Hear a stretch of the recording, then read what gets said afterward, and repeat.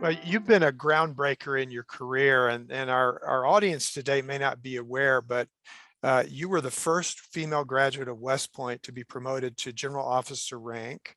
And in this month of May 2022, you're going to be recognized as the first. Are you the first female graduate who's a distinguished graduate of West Point? Yes.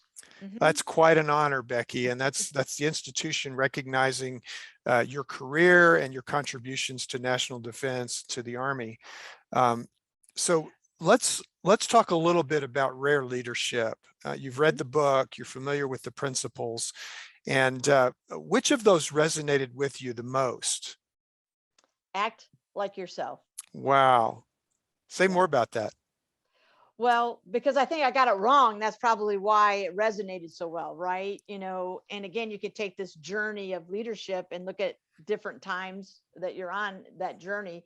And initially it was fit in with the guys, right? Just fit in, try not to try not to let anybody notice you, get through the hallway without being yelled at. But it was all just do whatever I had to do to fit in. And instead of really thinking about, who I was and the person that God had created in me, and that we're all different. And what are my strengths? We all have weaknesses. What are my weaknesses? What are the values that are most important to me? And I think I was more on Maslow's hierarchy of just survive, Yeah. and do it as professionally as possible. Uh-huh. And respectfully as possible. But I think I was in that kind of level for, through West Point, and maybe even up until I became a company commander, the first 5 or 6 years. And then I just kind of woke up one day and went, I need to be me. And this is the beauty of leadership, right? Is that we're all a little bit different, even though we might share the same values, we execute those differently. And so this whole aspect of act like yourself, to me, helps the other part of that rare leadership work.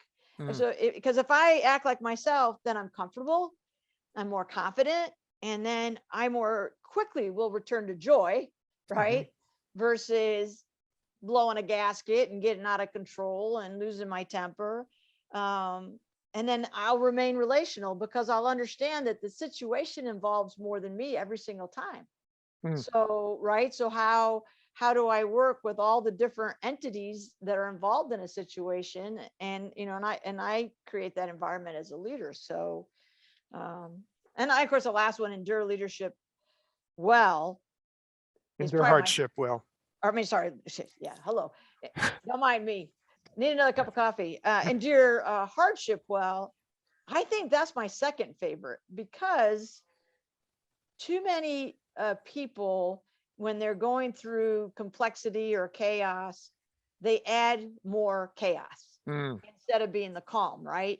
And so I just always try to process everything through my mind and say, how can I see the good in every situation, the good in every person? How can I, don't throw the baby out with the bathwater, deal with what's wrong, deal what's going south, but don't forget that other things are going well. So I think that's my second favorite of the Mm-hmm. principles.